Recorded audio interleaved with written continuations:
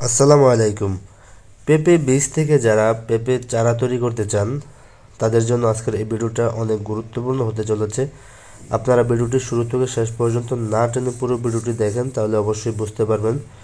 এবং আপনারাও চাইলে বাসায় বসে নিজেরা এই সহজ ঘরোয়া পদ্ধতিতে আপনারা পেঁপে বীজ থেকে পেঁপে চারা তৈরি করতে পারবেন। আমি এই ভিডিওতে দেখানোর চেষ্টা করব বীজ থেকে কিভাবে চারা তুলবেন এবং এই চারা কিভাবে লাগাবেন, কিভাবে মাটি তৈরি করবেন।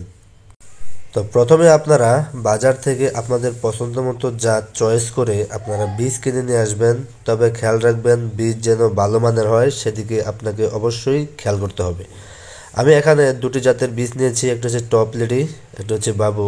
আমি দুটি জাত চয়েস করলাম, এটি বাংলাদেশের জন্য অত্যন্ত ভালো একটি জাত, ভাইরাস মুক্ত জাত। তো এই জাতগুলো আমি নিলাম। তো এখানে এই বীজগুলোকে আমি প্রায় 1 থেকে 2 ঘন্টা আমি রোদে শুকাতে দেব, কারণ হচ্ছে এগুলা কেমিক্যাল মিশ্রিত থাকে এবং হচ্ছে এগুলা যেই দোকানে থাকে এই দোকানে একবারে কোনো রোদ থাকে না, যার কারণে এগুলো একটু ঠান্ডা ঠান্ডা ভাব হয়ে যায়। তো এই বীজগুলোকে আমি একটু রোদে শুকাতে দেব, একটু সাবধানের সহিত, যাতে করে কোনো কিছু খেয়ে না ফেলে একটু খেয়াল রাখতে হবে, কারণ বাসা বাড়িতে অনেক ধরনের হাঁস মুরগি থাকে, এদিকে একটু খেয়াল রাখবেন। আর 1 থেকে 1.5 ঘন্টা রোদে শুকানোর পরে পরবর্তী যে কাজটা করবেন এটা হচ্ছে আপনারা প্রায় আবার 1 থেকে 2 ঘন্টা এটাকে মানে ঠান্ডা করে নেবেন, ছায়াযুক্ত স্থানে রেখে এটাকে ঠান্ডা করে নেবেন। ঠান্ডা করে নেয়ার পরে আপনারা এটাকে 24 ঘন্টা কিংবা 48 ঘন্টা এর ভিতরে যতটা সময় রাখতে পারেন ভালো। তবে যদি 24 ঘন্টার উপরে যদি ভিজিয়ে রাখতে পারেন তাহলে সেক্ষেত্রে দেখা যাচ্ছে অনেকটাই ভালো। কারণ হচ্ছে দেখবেন যে এই পেঁপে চারার যে এই পেঁপে বীজের যে খোলসটা এটা অনেকটা মোটা এবং অনেকটা শক্ত থাকে, যার কারণে এই পেঁপে বীজ থেকে চারা অঙ্কুরোদ্গম হইতে প্রচুর সময় নেয়। এই কারণে যতটা সময় পারা যায় বেশি সময় ভিজিয়ে রাইখা এটাকে পুরুত্বটাকে যদি যত নরম করে দেওয়া যায় তত ভালো। তো এই কারণেই যত সময় বেশি, তবে খেয়াল রাখতে হবে অতিরিক্ত সময় যেন ভিজে না যায়, খেয়াল রাখবেন 24 ঘন্টার মতো যে থাকে। তো এই কারণে এদিকে খেয়াল রাখবেন। আর এটাকে আমি মোটামুটি রেখে দিছি এইভাবে, যাতে করে কবুতর আছে আমার বাড়ির আশেপাশে, হাঁস মুরগি আছে, যাতে করে এগুলো নষ্ট না করে। আমি ভিজিয়ে রাখছি, ভিজানোর ভিডিওটা দেখাতে পারি না, এজন্য দুঃখিত। তো ভিজিয়ে রাখার পরে এখন 7 দিন, 7 থেকে 10 দিন পরে আজকের এই দৃশ্যটা দেখেন, মার্শাল্লাহ কত সুন্দর জার্মিনেশন হয়েছে এবং প্রত্যেকটা বীজই কিন্তু দেখা যাচ্ছে মার্শাল্লাহ আপনার অঙ্কুরোদ্গম হয়েছে। ঠিক আছে, তো আপনারাও ঠিক এইভাবে করতে পারবেন। এটা আমি কিভাবে করলাম, আপনারা যে বীজটা ভিজাইলেন, ভিজানোর পরে একটা এয়ারটাইট বোতল নেবেন। এয়ারটাইট বোতল নেওয়ার পরে আপনারা দেখতে পাচ্ছেন যে আমি যে একটা বোতল নিছি, এটা একটা এয়ারটাইট বোতল, উপরে ক্যাপটা লাগাইলে এটার ভিতরে আলো প্রবেশ করতে পারবে যেহেতু সাদা, তবে এটার ভিতরে বাতাস সরাসরি প্রবেশ করতে পারবে না। তবে নিচে একটা টিস্যু পেপার দিয়ে দিবেন, ওই বোতলের নিচে ভিতর অংশে একটা টিস্যু পেপার দিয়ে দিবেন, বিছিয়ে দিবেন, আপনারা দেখতে পাচ্ছেন।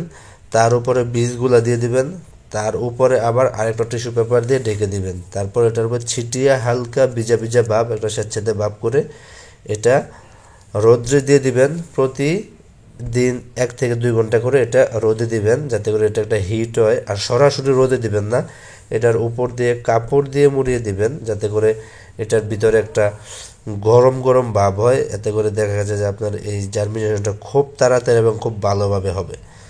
দেখতেছেন প্রায় ম্যাক্সিমাম 99% কিন্তু আমার এই বীজগুলো জার্মিনেশন হয়েছে। আমি 2টা কাপে দিয়েছি, 2টা কাপের ভিতর থেকে এই কাপটাতে বেশি পরিমাণ বীজ দিয়েছি এবং এটাতে মাশাআল্লাহ অনেক সুন্দর জার্মিনেশন হয়েছে। তো প্রায় মানে আর বলা লাগবে না, দেখেন কত সুন্দর। এখন শুধু শুধু এটা মাটির নিচে দিলেই 5 থেকে 7 দিনের ভিতরে মোটামুটি একবারে চারা হয়ে বের হয়ে আসবে। আর এমনিতে যদি শুধুমাত্র জার্মিনেশন ছাড়া যদি বীজ রোপণ করা হয়, সেক্ষেত্রে দেখা যাচ্ছে 15 দিন সময় লাগে। আমি আগে এটা এক্সপেরিমেন্ট করেছি। আর যদি ঠান্ডার সময় হয় সেক্ষেত্রে আর একটু বেশি সময় লাগার সম্ভাবনা থাকে, তবে হবে না এটাকে আপনার ধৈর্য ধরে থাকতে হবে। আমি কিছু বীজ দেখা গেছে যে এইভাবে না ভিজিয়ে রাখাও মাটিতে রোপণ করছি, সেক্ষেত্রে সময়টা অনেক বেশি নিছে এবং দেখা গেছে ওই মাটিটাও স্বেচ্ছাতে ভিজা ভিজা রাখতে হয়। দেখা গেছে যে তো ওই সময়টাতে একটা কনফিউজড কাজ করে যে আসলে এই চারাগুলো উঠবে কি না একটা টেনশন কাজ করে, যার কারণে আগে থেকেই অল্প সময়ে বীজগুলো জার্মিনেশন করে নিলে এই টেনশনটা আর থাকে না। এই কারণে মনে করেন যে এই পদ্ধতিটা খুবই কাজের এবং ঘরোয়া একটা ট্রিক্স। আপনি দেখে দেখে বুঝে বুঝে দিতে পারবেন যে কোন চারাগুলা উঠছে এবং উঠে নাই। অতিরিক্ত জায়গা আপনার এগুলো দখল করবে না। তো এই কারণেই আপনি চাইলে ঘরে বসেই আপনি এই পদ্ধতিটা অবলম্বন করতে পারেন।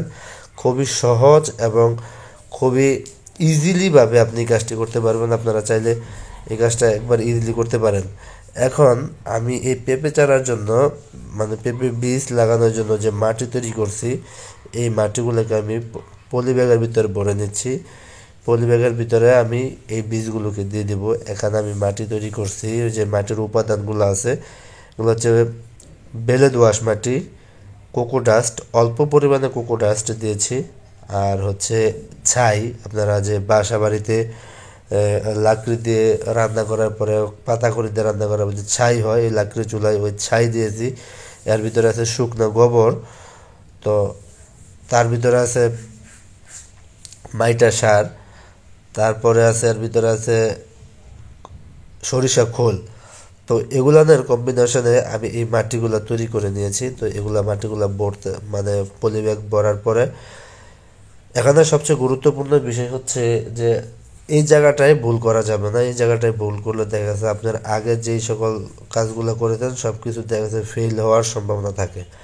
আপনি যখন চারাগুলা মানে বীজগুলা মাটিতে দিবেন তখন খেয়াল রাখবেন বীজগুলা যেন অতিরিক্ত মাটির নিচে পড়ে না যায় এবং শক্ত মাটির নিচে না পড়ে যায়। আপনারা দেখতে পাচ্ছেন আমি কিন্তু যে মাটিগুলা দিলাম এই মাটিগুলো একবারে জোরজোড়া এবং কোনো ধরনের চাপ দেয় নাই, কারণ অলরেডি জার্মিনেশন হয়ে এই শিকড়গুলা কিন্তু বের হয়ে আছে। এখন আমি যদি চাপ প্রয়োগ করি সেক্ষেত্রে কিন্তু এই শিকড়গুলা ভেঙে যাবে, চারাগুলা না হওয়ার সম্ভাবনা অনেকাংশেই বেশি। যার কারণে কোনোভাবে চাপ দেওয়া যাবে না, জাস্ট এইভাবে রেখে সাইড থেকে যদি নরম মাটি থাকে দিয়ে দিবেন, আর নয়তো বা পাশ থেকে ঝুরঝুরে একবারে নরম মাটির উপরে ছিটিয়ে দিয়ে দিবেন, তার উপরে পানি অল্প পরিমাণে স্প্রে করে দিলেই হবে। তো একে একে এইভাবে আপনারা দিয়ে দিবেন। আপনারা চাইলে দেখা যাচ্ছে যে আপনার এই একবার বীজের যে পুরুত্বটা 5 mm কিংবা 5 mm পরিমাণ থাকে, আপনারা চাইবেন যে 10 mm পরিমাণ মাটির নিচে দেওয়ার জন্য। তো তার চেয়ে যদি বেশি হয় সেক্ষেত্রে ঝুরঝুরা মাটি হওয়া লাগবে। আপনারা দেখতেছেন আমি ঝুরঝুরে একবারে আলাদা ওই মাটিটা দিয়ে দিতেছি। তারপর তার উপরে পানি স্প্রে করে দিয়ে দিবেন, অল্প অল্প করে পানি স্প্রে করবেন যাতে করে বীজ না বের হয়ে যায়।